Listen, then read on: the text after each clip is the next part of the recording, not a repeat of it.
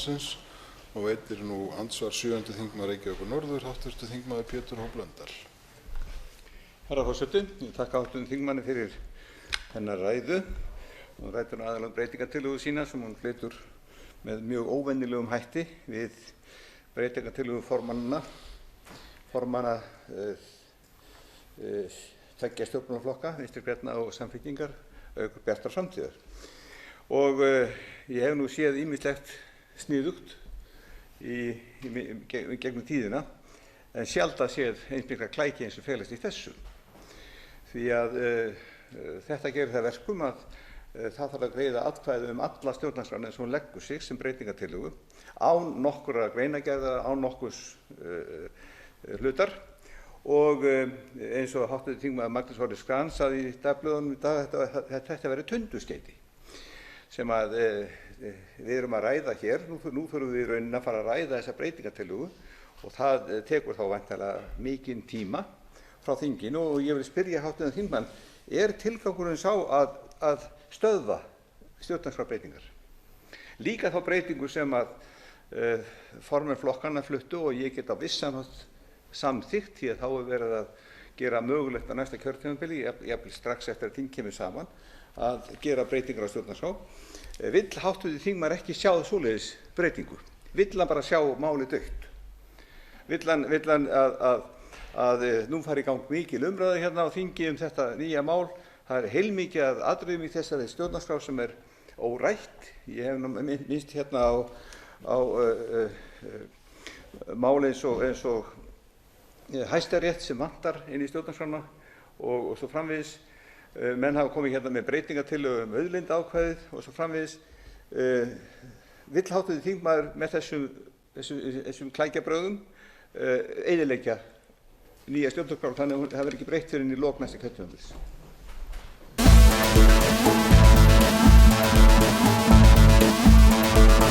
Og svarar andsvari hv. þingmaður Margrét Tryggvadóttir. Forseti, ég er svolítið hissa á þessari spurningu, eða svo sem ekki, því að þessu hefur að sjálfsögðu verið haldið fram að þetta muni eyðileggja málið. Það er ekki ætlun mín að eyðileggja þetta mál. Ég vil fá atkvæðagreiðslu um þetta vegna þess að ég tel að Alþingi skuldi þjóðinni að gefa upp afstöðu sína í þessu máli. Kæmi til þess að þetta mál yrði fellt hér í atkvæðagreiðslu, þá getur hver einasti þingmaður flutt málið aftur á næsta þingi og ef ég verð hér þingmaður áfram myndi ég gera það. Það er það fyrsta sem ég myndi gera á næsta kjörtímabili, það var að flytja þetta mál aftur, koma því aftur á dagskrá. Ég hef litið svo á að sú leið að breyta einungis breytingar á kvæðinu sé neyðarúrræði og ég hef verið flutningsmaður með þingmanninum á máli hans að breyta breytingar á kvæðinu núna í 3 þing. Og ástæðan fyrir því er að ég hef viljað baktryggja mig. Ég hef viljað hafa neyðarhnapp, ef svo má orði komast, en ég lít svo á að við þurfum ekki á honum að halda vegna þess að málið er fullbúið, en það hefur gengið mjög erfiðlega að fá að ræða það hér í þingsal sem segir manni ýmislegt um það hvað það er mikil andstaða við að breyta stjórnarskránni, enda erum við hér að takast á þetta er baráttan Ísland, baráttan auðlindirnar og völdin, og þingmenn eru vanhæfir til að setja sér reglur.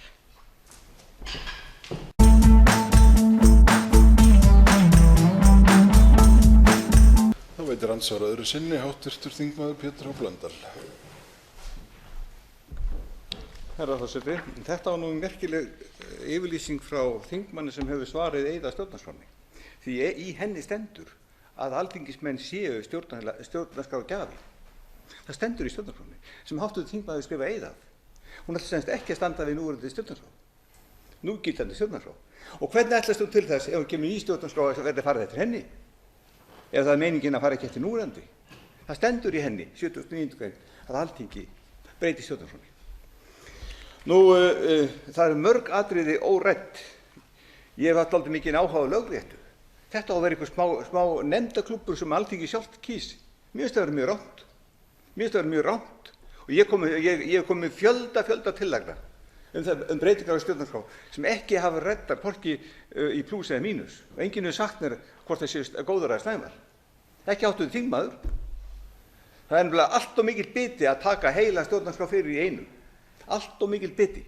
Og það er miklu skynsamlegra að taka þetta í einhverjum köflum og það væri mögulegt ef að tillaga formannanna næði fram að ganga og ég vildi gjarnan hafa hærri þröskuld en 25%. Mér finnst það eiginlega vera niðurlæging fyrir stjórnarskrána ef að 25% þjóðarinnar eiga að geta samþykkt nýja stjórnarskrá. Mér finnst það vera svo lélegt.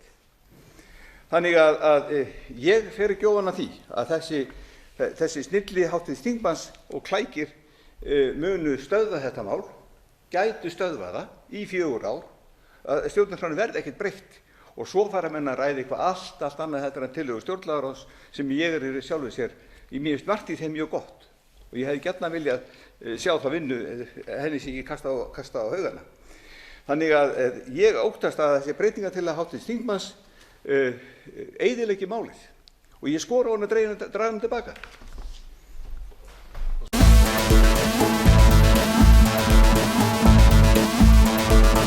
Andsvar öðru sinni, hv. þingmaður Margrét Tryggvadóttir.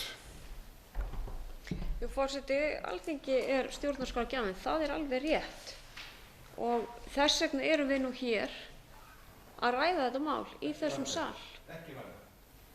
Ég tel að þetta verkefni sé Alþingi ofvaxið og það ráði ekki við það og þess vegna fannst mér það mjög góð hugmynd að kalla saman stjórnlagaþing. Það var eitt af mínum kosningaloforðum fyrir kosningarnar 2009 að kalla saman það sem kallað var í stefnuskrá borgarahreyfingarinnar stjórnlagaþing fólksins. Mátti að leggja fram tillögur til Alþingis og þetta hefur í megindráttum gengið eftir og nú vil ég að Alþingi standi við stóru orðin og klári þetta mál.